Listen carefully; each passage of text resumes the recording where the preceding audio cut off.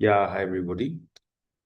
तो हमने बहुत कुछ डिस्कस कर चुके हैं already about this data science and machine learning important questions and you all know that the questions are frame from an Kamber book. So जैसे कि आप लोगों ने देखा होगा कि हमने लिफ्ट के बारे में डिस्कस किया था, right?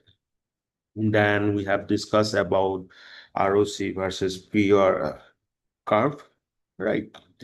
ROC, that is receiver operating characteristic curve, and PR curve means precision recall curve.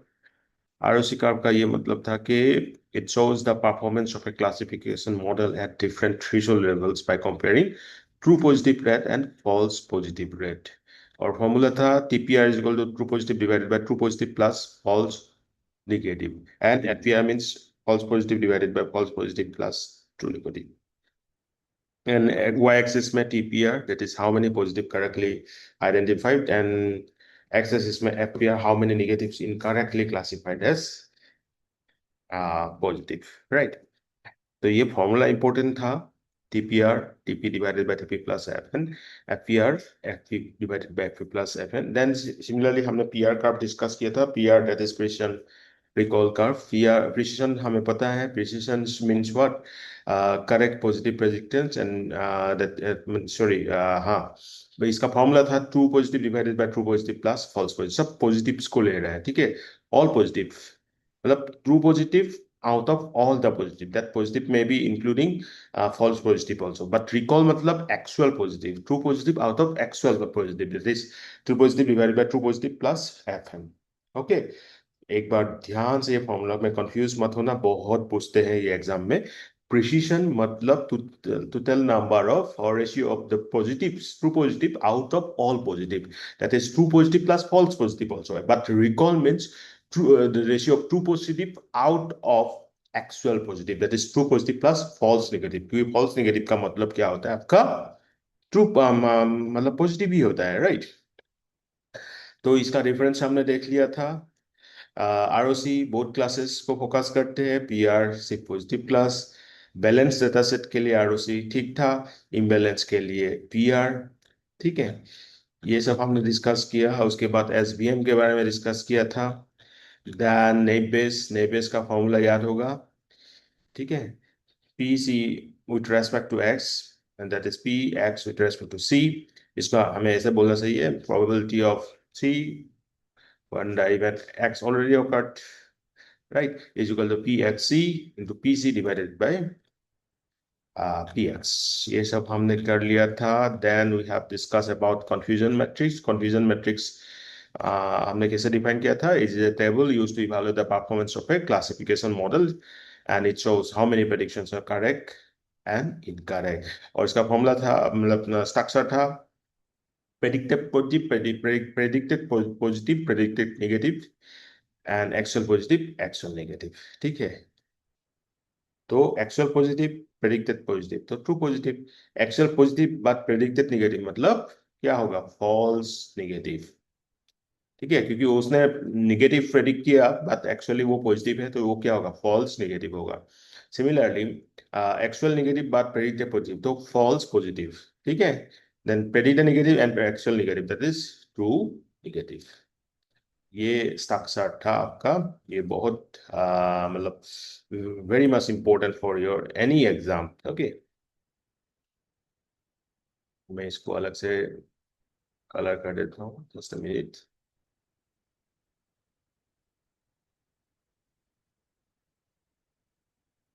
ठीक है, अब ठीक है। वेरी सिंपल है, देखो, प्रेडिक्टेड पॉजिटिव किया और एक्चुअल पॉजिटिव है तो ये ट्रू पॉजिटिव। प्रेडिक्टेड नेगेटिव किया बट एक्चुअली वो पॉजिटिव है तो फॉल्स नेगेटिव। प्रेडिक्टेड पॉजिटिव है बट एक्चुअल में एक्चुअल नेगेटिव है तो ये फॉल्स पॉजिटिव है। और ये प्रेडिक्टेड नेगेटिव है बट एक्चुअल नेगेटिव है तो ट्रू नेगेटिव। और ये फॉर्मूला तो एक्यूरेसी हमें पता है, एक्यूरेसी में सब कंसीडर करते हैं हम। True positive plus true negative divided by true positive plus true negative divided by true positive plus false positive plus true negative plus false negative. Precision में जैसे कि मैंने बोला, प्रिसिशन में हमने सारे पॉजिटिव से ratio of true positive divided by all positive, that is true positive divided by true positive plus false positive, ठीक है? सब पॉजिटिव लिया है। बट रिकॉल में ratio of true positive divided by actual positive, that is true positive plus false negative. ये formula एकदम दिमाग में रख लेना, ठीक है। इम्बेलेंस डाटा सेट हमें पता है कि जिसमें एक क्लास का वैल्यू ज्यादा होता है, ठीक है। उसके बाद हमने डिस्कस किया रैंडम फॉरेस्ट एंड बूस्टिंग, ये सब पहले का क्लास में है, आप लोग एक बार रिवाइज कर लेना, ठीक है। उसके बाद हायरार्किकल क्लस्टरिंग में एग्लोमरेटिव एंड डिविजिव हमने डिस्कस किया था और बोला था कि एग्लोमरेटिव ज्यादा रिलायबल है। Complete linkage clustering, single linkage clustering, ये सब कर लिया था। देन आउटलायर्स का फॉर्मूला देख लिया था। देन हमने देख लिया था के मीन्स का कन्वर्जन थे, क्यों के मीन्स ऑलवेज कन्वर्ज होता है, क्योंकि इनका दो स्टेप होता है और दोनों में कन्वर्ज होता है, ठीक है। उसके बाद हासिल होते के बारे में पढ़ लिया था। हम्म। अभी हमारा आज क्लास हम शुरू करते हैं कोरिलेशन से, ठीक है। तो ये सब जो है ना, लास्ट क्लास तक जो मैंने पढ़ाया था प्लीज एक बार फिर से देख लेना। सिलहोती स्कोर का फॉर्मूला क्या था, B I minus A I divided by max of A I B I. A I जो है ये क्या करते हैं, average distance of point I to the other points in the same cluster, while bi minimum average distance of point I to the points in the nearest other cluster AI। तो formula क्या था, S I equal B I minus A I divided by max of A I comma B I. तो A I का मतलब average distance of point I to the other points in the same cluster, तो same cluster में हम ये मान ले रहे हैं एवरेज डिस्टेंस को। और बी आई क्या करते हैं, अलग अलग क्लस्टर का minimum average distance of point I to the points in the nearest other cluster, ठीक है। और इसका फॉर्म वैल्यूज था +1 से -1 तक। +1 मतलब आपका बेस क्लस्टरिंग, राइट। +1 मतलब base clustering, well group. 0 means overlapping clustering and -1 means dwarf clustering, right? So -1 means what?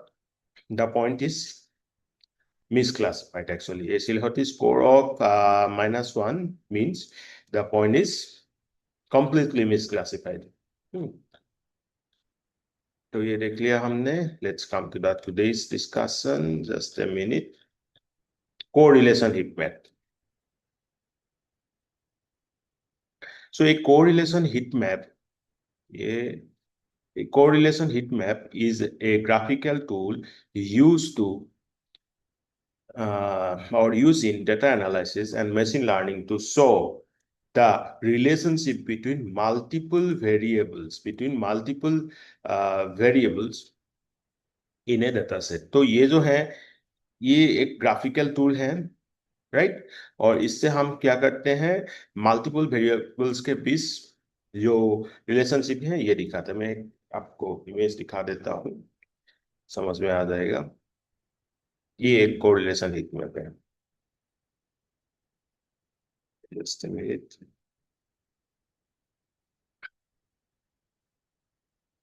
होता है।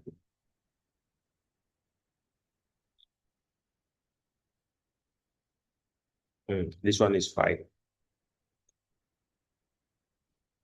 दिख रहा है। ये कोरिलेशन हिट मैप है। ये सब है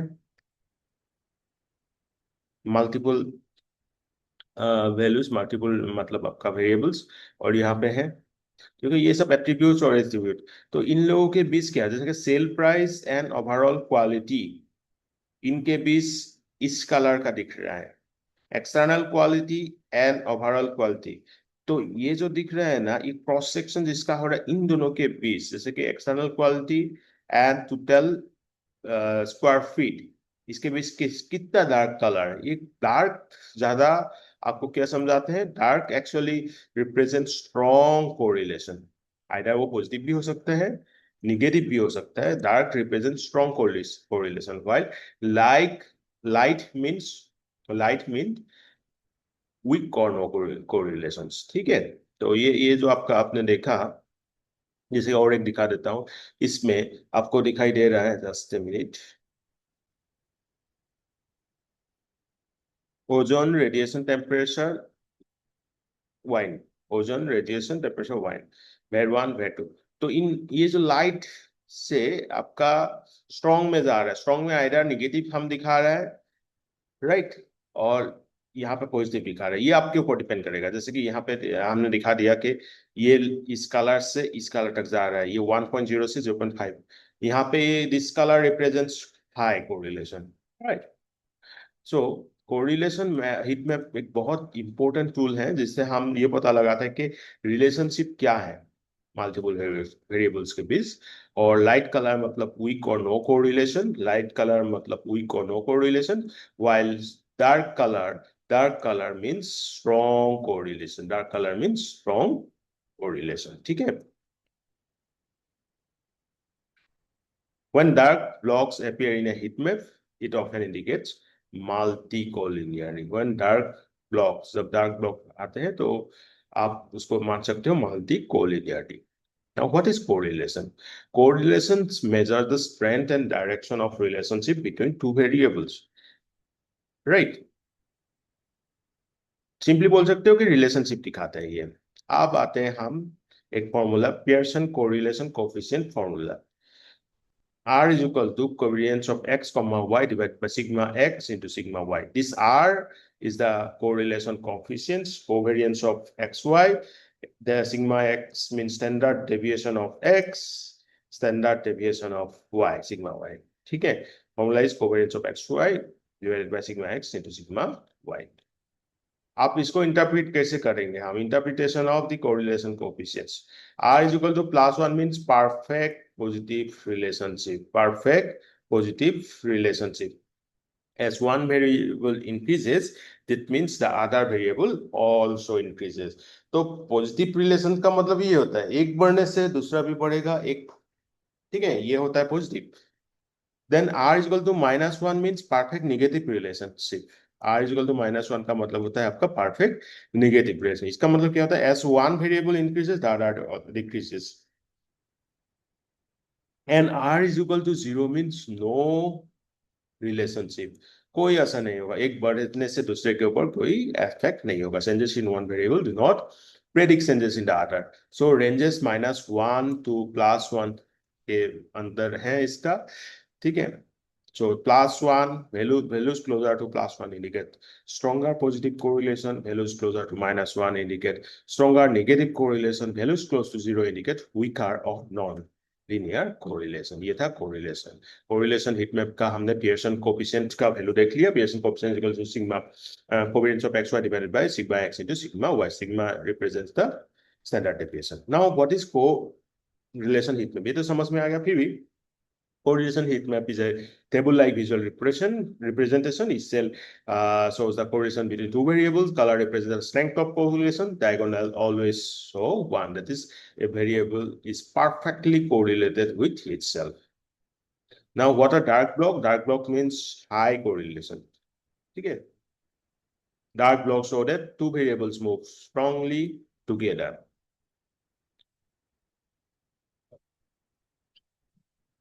Either both increases or both decreases. Now आते हैं हम मल्टी कोलिनियरिटी के ऊपर। Multicollinearity occurs when two or more independent variables are highly correlated with each other. Multicollinearity कब होता है? जब दो या दो से अधिक आपका इंडिपेंडेंट वेरिएबल हाईली कोरिलेटेड होता है। तो in heat map, dark blocks between independent variables indicate multicollinearity. Why is multicollinearity a problem? अब ये अच्छा चीज नहीं है, ये प्रॉब्लम मान के चल रहा है। क्यों? Because multicollinearity causes issues in machine learning and statistics. Why? Because makes model interpretation difficult, right? And unstable regression coefficient reduces model accuracy in some cases and redundant information in dataset. तो multicollinearity इसलिए problem है because it causes few issues like model interpretation करना difficult हो जाता है, unstable regression coefficient होता है, model accuracy को कम करते हैं उस केसेस में, और रिडंडेंट इंफॉर्मेशन आ जाता है। जैसे कि if we have variables like height, weight and BMI. Height CM centimetre में, वेट केजी में, और BMI. Now height and weight में शो moderate correlation, right? है होता ही है, ठीक है। But weight and BMI may show strong correlation, ठीक है। तो मॉडरेट तो ठीक है, मॉडरेट कलर होगा, बट जब स्ट्रॉन्ग होगा तो ये क्या होगा, आपका डार्क कलर आएगा इसमें। ये जो आपका हीट मैप होगा उसमें डार्क कलर आएगा हाइट एंड बीएमआई के बेस में, क्रॉस सेक्शन में।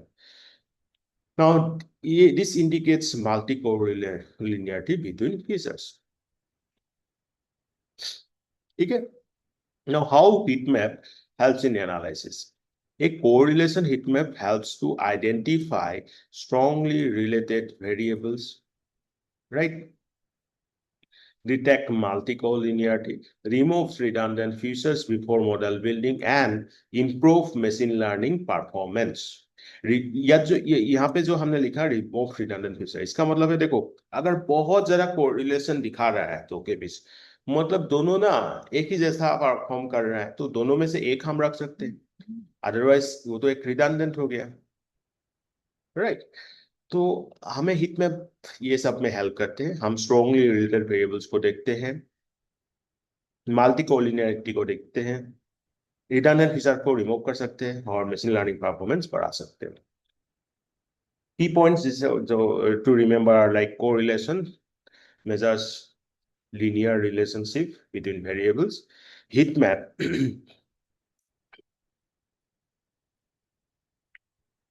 heat map usually represents correlation matrix using colors. Dark block strong correlation, strong correlation among input variables with multi-collinearity, and multi-collinearity can negatively affect the models. I hope it is clear. Now आते हैं हम PCA, next question, that is PCA versus wavelet. In data analysis, PCA and wavelet transform, they are both important techniques that we use for pixel extraction and dimension reduction. Sorry, दोनों का ही काम यही होता है, right? But they both work in different ways. PCA is global in nature, while wavelet captures local pattern. PCA पहले भी discuss किया है, फिर भी एक बार करते हैं। PCA, that is Principal Component Analysis, is a statistical technique that we use to reduce the dimensionality of a dataset by transforming the original values into a new set of uncorrelated variables that we call principal components. And these components retain most of the information present in the original data. Formula क्या था? Z is equal to X into W, right? X into W. Now this X means original data matrix. W means agent vectors matrix, and Z is the transform data matrix containing the principal component. X original data matrix, W agent values, agent vector matrix, and Z transform one. So PC identifies the direction in which data varies the most. These directions are called principal components. And the first principal component captures the maximum variance in data. तो PCA actually identify करते हैं वो direction जिसमें data varies, maximum time varies कर रहे हैं, sense हो रहा है, और यही डायरेक्शन को हम प्रिंसिपल कंपोनेंट बोलते हैं। And this first principal component captures the maximum variance, right? Now, each subsequent principal component captures the maximum remaining variance while the being orthogonal, uncorrelated to the previous component. By selecting only the most important principal components, PCA reduces the number of variables while preserving the most of the information. तो क्या करते हैं, हम सिर्फ highly uncorrelated को रखते हैं, ये करके हमने रिडंडेंट वेरिएबल्स को हटा दिया, जिससे डायमेंशन को रिड्यूस कर दिया गया है, ठीक है, रिड्यूस हो गया है। Characteristics work on entire data sets at once, captures overall structure of the data based on variance maximization, agent values and agent vectors को यूज करते हैं। हम फॉर्मूला में ही देख लिया, W is equal to Z is equal to W into X। W तो आपका एजेंट वेक्टर्स है, मैट्रिक्स, X ओरिजिनल है, ओरिजिनल डाटा मैट्रिक्स है, राइट। बट ग्लोबल है, ये पूरा जो डेटा सेट है उसके ऊपर एक ही बार में वर्क करते हैं, ठीक है।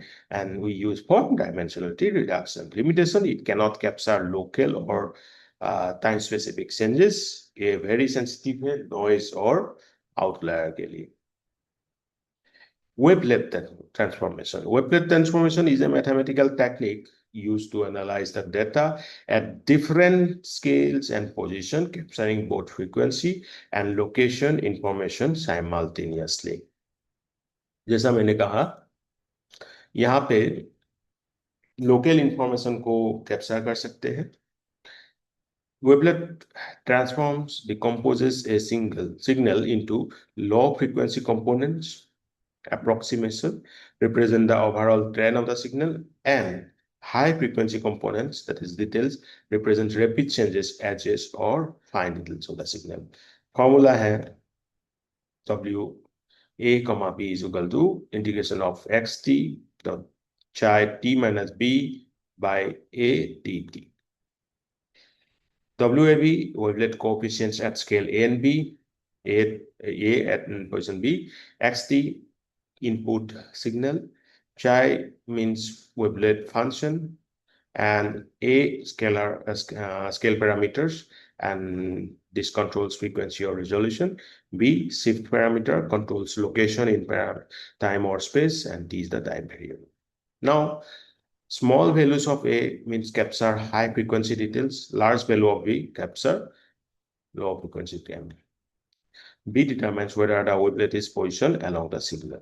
ठीक है, ये फॉर्मूला थोड़ा याद रखना, अगर बहुत किंतु ये याद नहीं भी रख पाया तो पीसीए का याद रखना। पीसीए तो बहुत इजी है, right. W into X, W एजन मैटर मैट्रिक्स, और जो एक्स ओरिजिनल डाटा मैट्रिक्स, ये हो सके तो याद रख लेना, ठीक है।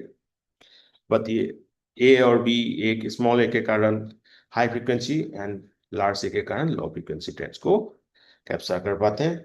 बी डिटरमाइन करते हैं कि the wavelet is position along, where the wavelet is position along the signal. Characteristics of wavelet transformation क्या है? It analyzes local regions of data, capture, ये लाइन याद रखना, क्योंकि जो पीसीए के साथ ही हमेशा इसका पूछते हैं, तो पीसीए ग्लोबल होता है, पूरा डेटा को एक साथ मतलब आप ये कंसीडर करते हैं, बात वेवलेट लोकल रीजन को कंसीडर करते हैं। It captures both time and frequency information suitable for non-stationary signals, was frequency content changes over time, effective for detecting sudden changes, could discontinuities and edges, provides multi-resolution analysis of signals. Okay, now applications of wavelet transform. Signal processing, image compression, image denoising, medical signal analysis, maximum medical signal analysis में हम इसको use करते हैं, like ECG, EEG, speech recognition, fall detection, data mining and pattern, ये सब में हम use करते हैं। एडवांटेज ये है कि simultaneous time frequency analysis, good localisation in both time and frequency domains, efficient for analysing transient and non stationary signals, detects sharp and changes effectively. Limitation, selection of an appropriate wavelet function can significantly affect the result. ठीक है, this is sufficient, बस आप की difference को देखो, ये ज्यादा important है, ठीक है। बाकी सब तुमको याद नहीं रहा, एटलीस्ट दो तीन डिफरेंस याद रखो। पीसीए ग्लोबल, वेवलेट क्या होता है? लोकल होता है। PCA whole data sets at once, while wavelet time position specific analysis, focus variation maximization, while wavelet time frequency localization। Base for किसके लिए? पीसीए डायमेंशन रिडक्शन के लिए, और वेवलेट सिग्नल और इमेज एनालिसिस के लिए, राइट। लोकल चेंजेस को poorly handle कर पाते हैं पीसीए, बट बहुत अच्छे से हैंडल करते हैं वेवलेट। और आपका मैथमेटिकल का बेसिस तो लीनियर अलजेब्रा हम यूज करते हैं, क्योंकि गॉसियन वेक्टर यूज करते हैं पीसीए में, ठीक है। PCA is equal to W into X याद रहेगा, और ये सिग्नल कंपोजिशन यूज करते हैं, ठीक है। लोकल और ग्लोबल का कॉन्सेप्ट तो समझ में आ गया। पूरा डेटा सेट को एक ही बार में देखते हैं, इसलिए पीसीए आपका क्या है? ग्लोबल है। ओवरऑल पैटर्न देखते हैं, स्मॉल लोकल वेरिएशन को इग्नोर करते हैं। वेवलेट लोकल है क्योंकि local looks at small part of the data, right? Detects sudden changes or spikes, useful in signals like ECG, EEG and images. ठीक है। नाउ पीसीए का example, PCA reduces face recognition में, अगर PCA use किया, PCA reduces face image features into principal component, focuses on overall face structures. Wavelet क्या होगा? Wavelet detects heart beat irregularities at specific time points, captures sudden spikes और abnormalities. ये image features बहुत same रहता है, similar रहता है, इसलिए ये सिर्फ जो इम्पोर्टेंट है वो ही आइडेंटिफाई करेगा, प्रिंसिपल कंपोनेंट्स। ठीक है। और ईसीजी क्या करते हैं? छोटे छोटे चीज, स्मॉल माइन्यूट चीज को ऑब्जर्व करते हैं, like sudden high, sudden spikes और एबनॉर्मलिटीज। पीसीए सिंपल है, फास्ट है, डाटा साइज को रिड्यूस करते हैं, रिडंडेंसी रिमूव करते हैं। Wavelet excellent for non stationary data, captured both frequency and location, useful in case and signal analysis. तो ये कौन सा चूज करोगे, ये डिपेंड करते हैं तुम किस में जाना चाहते हो, लोकल या ग्लोबल एनालिसिस में। बाकी दोनों ही इम्पोर्टेंट है। ठीक है। ओके, नेक्स्ट हम जाते हैं केडीए बाउंड्री इश्यूज में। केडीए माने kernel density estimation is a non parametric method use to just a minute, estimate the probability density functions of a data set। तो केडीई हम एक यूज करते हैं, that is a non parametric method, जो कि आपको PDF को calculate करके देते हैं। It is widely use in statistics and machine learning for smoothing data distribution, understanding data patterns, estimating continuous probability distribution. However, KD has a common problem near boundaries called boundary issue। तो KDA का एक problem क्या है? ये ना boundary में थोड़ा problem होता है, इसको बोलते हैं बाउंड्री इशू। अब देखेंगे क्या होता है। KDE is a non parametric technique, ये समझ में आएगा। नॉन पैरामेट्रिक का मतलब होता है यहाँ पे एक्स्ट्रा पैरामीटर्स की जरूरत नहीं पड़ते हैं। ठीक है। Used to estimate a probability density functions of a random variable. It works by placing a smooth curve called kernel over each data point and combining them to create a continuous density estimate. इसका formula है 1/n(h) into I goes from 1 to n k of x minus xi divided by h। ठीक है। Now तुम्हें थोड़ा सा अगर इस formula को याद रखना है तो ऐसे लिख कर सकते हो, अदरवाइज यहाँ पे एफ एक्स क्या होता है? Estimated probability density at point X N is the number of data points, H is the bandwidth, K is the kernel function, X is the individual data points, X is the point at which data is point is estimated. ठीक है। ये formula को थोड़ा सा याद रख लेना। Now small is less smoothing, large is more smoothing. Small is say more detail may produce noisy estimates, while large says may hide important features. Characteristics क्या है? नॉन पैरामीट्रिक, इसमें कुछ पैरामीटर देखा क्या, कुछ पैरामीटर हम यूज नहीं कर रहे हैं अलग से, right?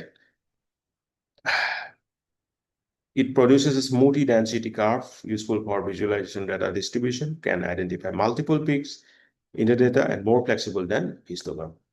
Application data visualization, pattern recognition, anomaly detection, machine learning, signal processing, statistical data analysis. Advantage यही होता है, smooth representation, no assumption, more information about the then histogram. Boundary issue क्या था? Boundary issue occurs when KD estimates density near the edges of the data range, causing the density to spill outside the valid range. तो कुछ कुछ जो edges में, मतलब boundary में जो वैल्यू डिसाइड होता है, वो क्या होता है? रेंज के बाहर आ सकते हैं, इससे बाउंड्री इश्यूज होता है। If data is limited between say 0 and 100, but KD smoothing may produce less than 0 and greater than 100, तब ये बाउंड्री इश्यूज होता है। This is not valid, so it's called density leakage. 0 से कम हो गया और 100 से ज्यादा हो गया तो इससे क्या होगा? डेंसिटी लीकेज होगा। Now, why does boundary problem occurs? KD uses symmetric kernels like Gaussian, right? This kernel extend infinitely in both directions, near edges. Part of the kernel falls outside the valid data ranges. This creates bias and inaccurate density estimation. तो इसका effect क्या होता है? Over estimation और under over estimation से पूरा बाहर जा रहा है, इससे भी डेंसिटी लीक्स, मतलब 100 से ज्यादा जा रहा है, और अंडर एस्टिमेशन 0 से लेस जा रहा है, तो तभी डेंसिटी लीक होता है, right? Distorted probability distribution, inaccurate statistical conclusion, poor model interpretation. Solution क्या है? Reflection method. इसका सॉल्यूशन, जो बाउंड्री का प्रॉब्लम था उसका सॉल्यूशन है रिफ्लेक्शन मेथड। तो the reflection method is a boundary correction technique where data near the boundary is mirrored or reflected across the boundary to prevent leakage। कैसे काम करते हैं?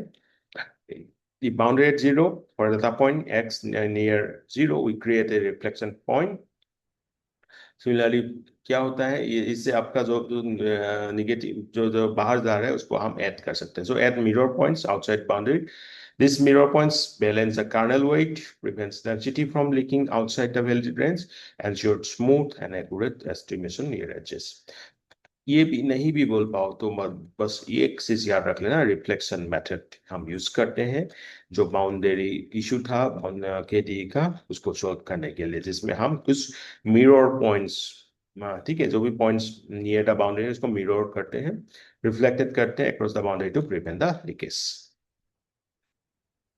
से data range 0 to 10, a point near boundary, reflect here, reflection at boundary 0, reflected point -1. Now KD uses both, that is 1 and -1. This balances density near boundary.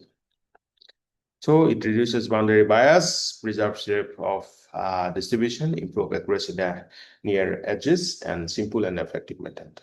तो हमने देखा KD boundary issue occurs when because kernel functions extend beyond the varied data range, causing density leakage outside the boundaries. The reflection method solves the problem by mirroring the data points across the boundaries, ensuring accurate and unbiased density estimation. KD के लिए हम reflection method use करते हैं। Next आते हैं life vector, ये next class में हम डिस्कस करेंगे। That's it.